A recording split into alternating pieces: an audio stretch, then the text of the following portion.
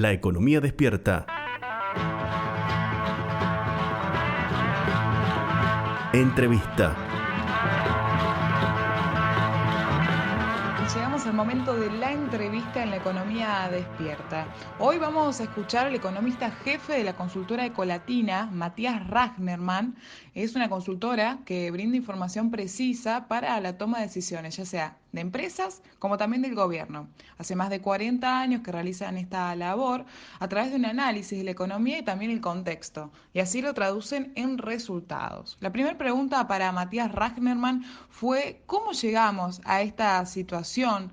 ¿Cómo se fue dando a raíz de las elecciones y cuáles fueron los resultados? Esto nos decía. Sí, sin lugar a dudas, el cambio que sea en la economía argentina, el cambio que hay en ese fin de semana, ¿no? del 10 y el 11 de agosto, no es económico, sino político, ¿no? Se dio un resultado inesperado y que estaba en contra de lo que por ahí el mercado proyectaba antes. En ese sentido, el punto fundamental, obviamente, son las elecciones y el triunfo de Alberto Fernández.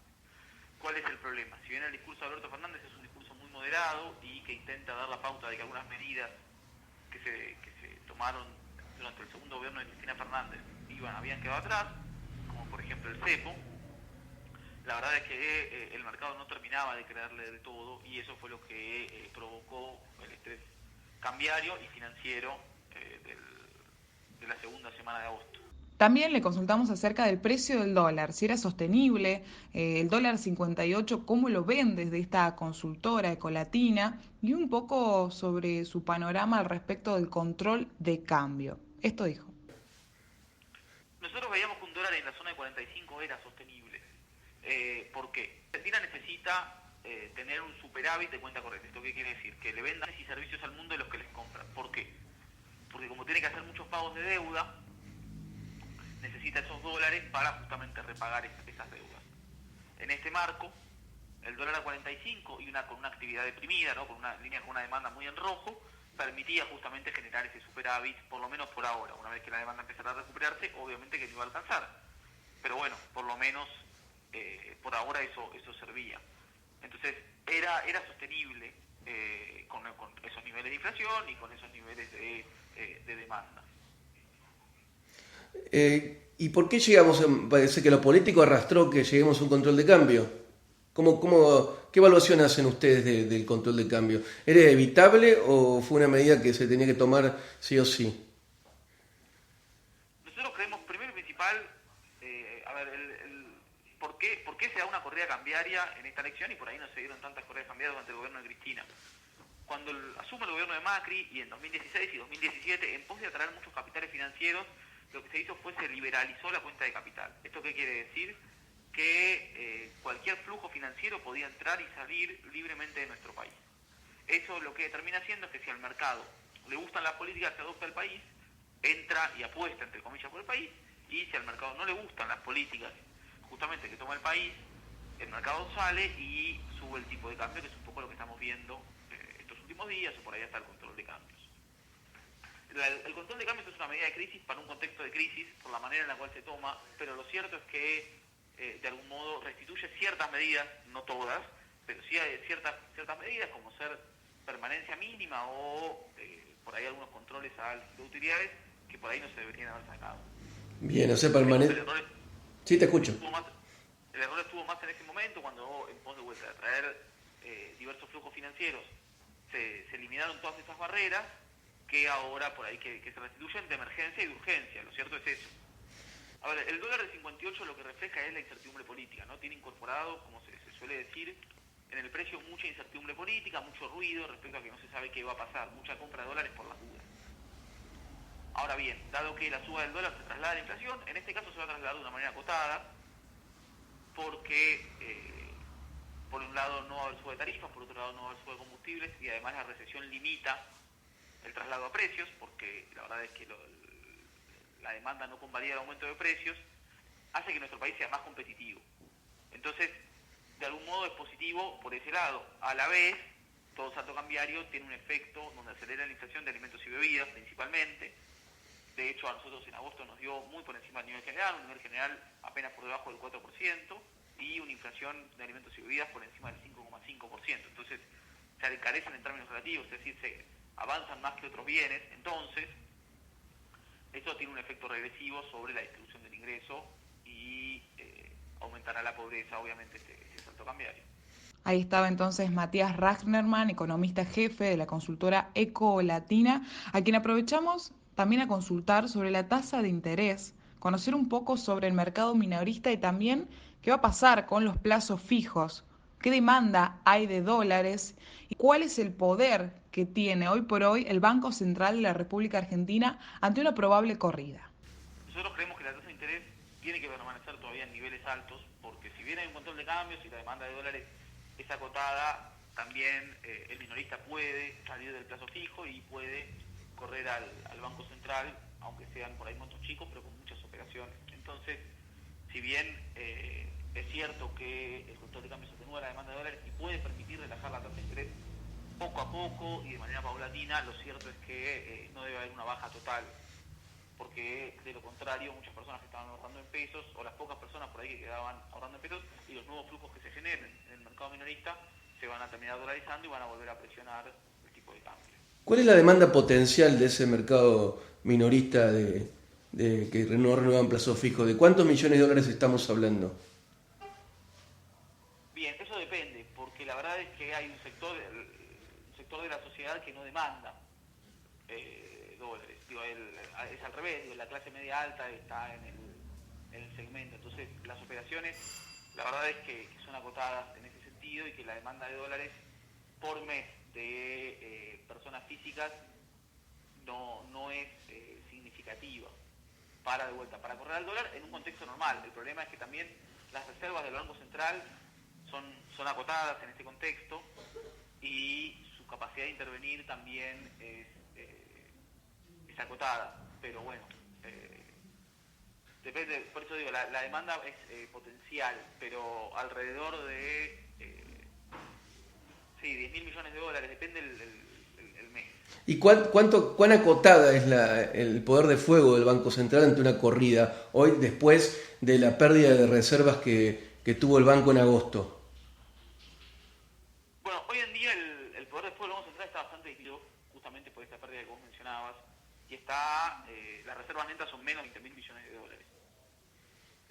Si pensamos que las compras de individuos son alrededor de 2.000 millones de dólares, es un poder de fuego que se bancaría unos meses. El tema es que también en el medio de importaciones, en el medio de pagos de deuda, y hay, concretamente no hay una oferta privada de divisas más allá de las exportaciones. Los exportadores, obligarlos a liquidar en un plazo de 5 días, ¿cuánto estamos hablando de una suma que es importante o ya gran parte de la cosecha está vendida?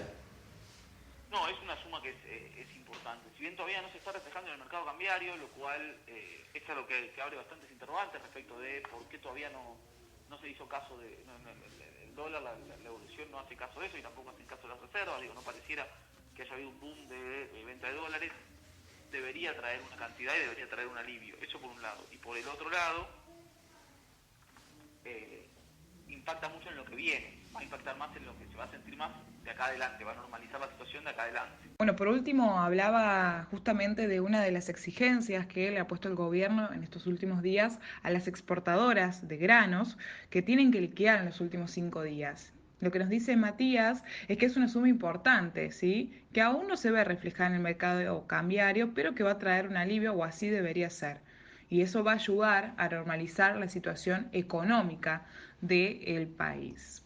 Aprovechamos también a consultarles a Matías Ragnerman sobre el desembolso del FMI. ¿Qué importancia tiene? ¿Sí? Él nos dijo que es una importancia sobre todo simbólica.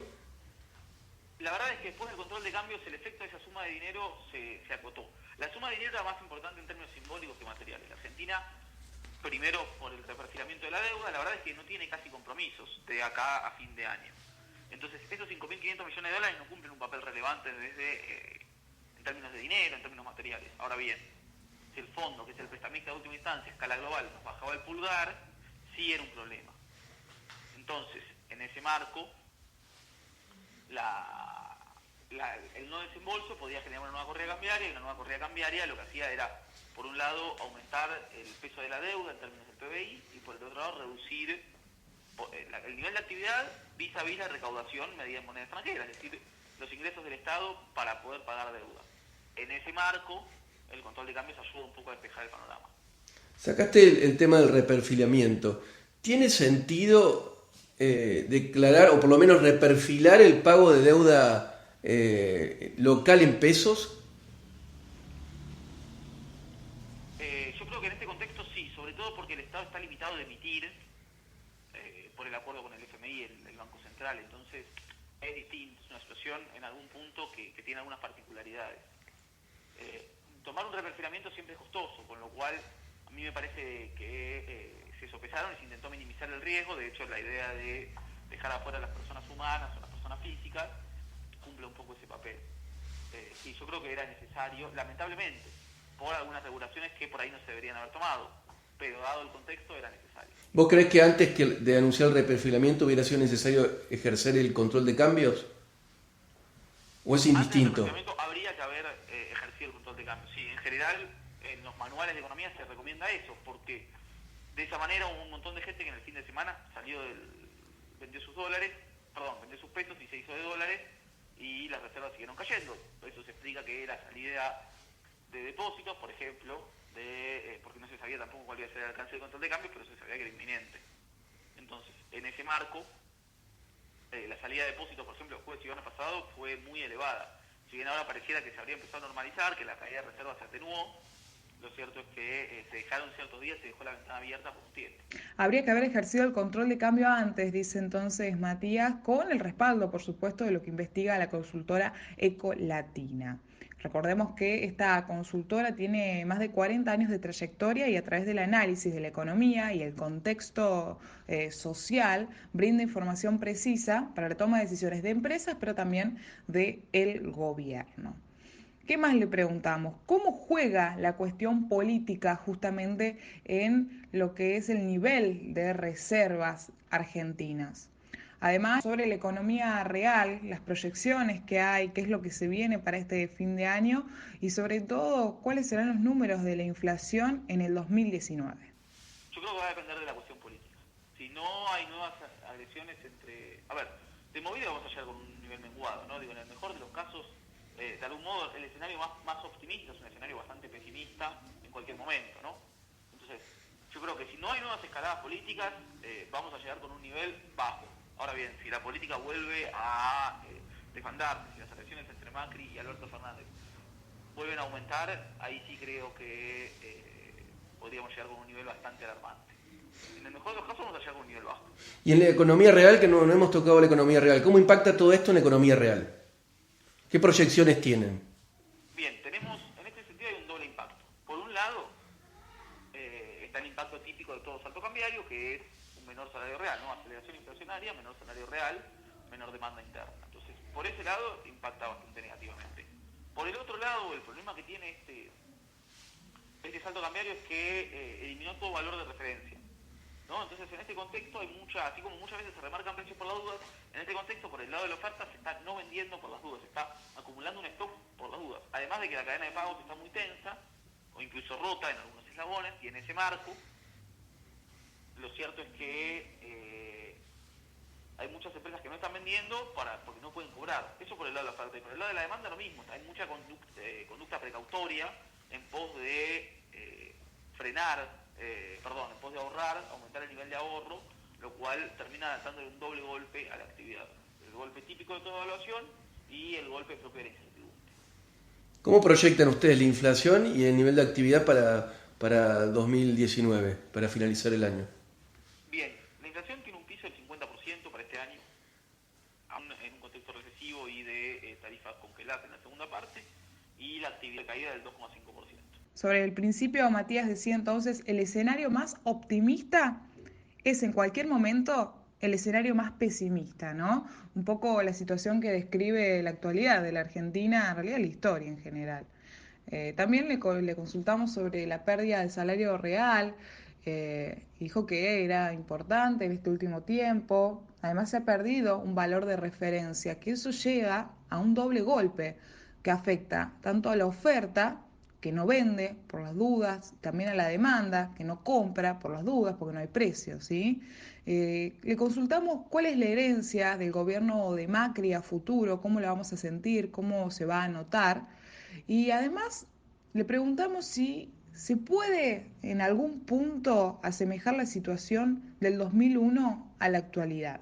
Esto dijo. No, es una situación distinta a la del 2001. Yo creo que en varios casos es mejor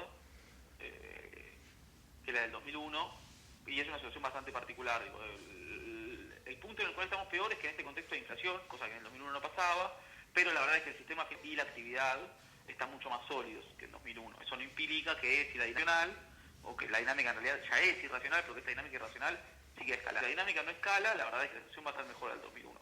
Concretamente, va a haber una duda que importante en divisas, pero que todavía no está en default, y lo que va a haber es un esquema de precios relativos, es decir, de una situación fiscal y una relación entre el dólar y los precios bastante mejor que la del 2001 y bastante más cercana a la producción. La verdad es que en algunas variables va a haber indicadores parecidos a los del 2001, pero en otros casos van a ser más parecidos por ahí al posterior del 2001.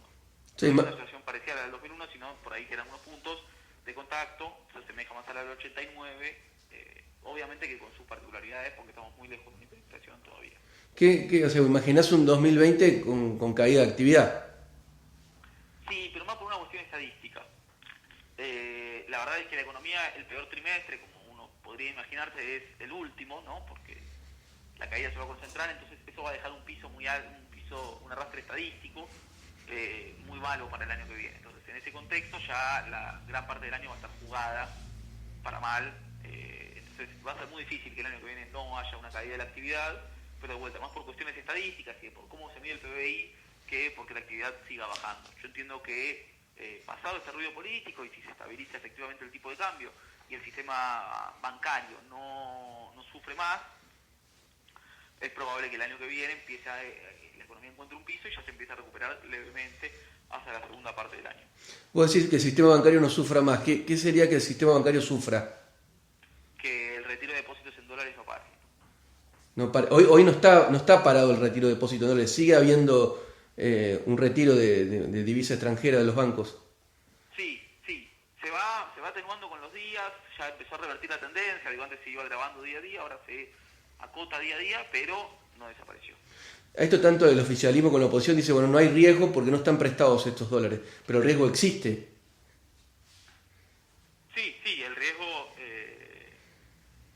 existe. Sí, porque además hay algo que se llama efecto manada, pero sí, el riesgo existe. No es lo más probable, pero no se puede descartar. Bueno, desterró por el suelo, por el piso, esta posibilidad de que tengamos o que estemos viviendo una situación similar al año 2001. Dijo que los marcadores, los indicadores son completamente distintos. Y sobre el final, con esta entrevista impecable, ¿no?, con Matías Ragnerman sobre la situación del país a través de la consultora Ecolatina, le consultamos sobre las medidas macro que va a tener que tomar el próximo presidente. ¿Cuáles son, digamos, las inevitables? Bien, yo creo que esa regulación de la cuenta capital tiene que extender porque los plazos son hasta el 31 de diciembre, pero me parece que es importante que en Argentina siga con esta regulación de la cuenta capital, por un lado, y después me parece que el Estado tiene que encabezar la recuperación de la economía porque si no el sector privado está muy deprimido como para hacerlo. Me parece que una política expansiva desde lo fiscal, sin descuidar por ahí los ingresos, pero pensando una política más progresiva por ese lado sería lo óptimo. ¿Y la renegociación de la deuda, crees que no es necesario? Sí, la negociación de la deuda es necesaria, pero me parece que para poder pagar la deuda y para poder cumplir los compromisos en tiempo y forma es necesario que la economía real se recupere. Eso también lo va a exigir, la Argentina tiene voluntad de pago, el tema es que tenga capacidad. Bueno, clarísimo entonces este panorama que nos brindó. Sobre el final decía entonces que la regulación de la cuenta capital debería seguir y que el Estado debe ser quien encabece la recuperación de la economía. ¿Por qué?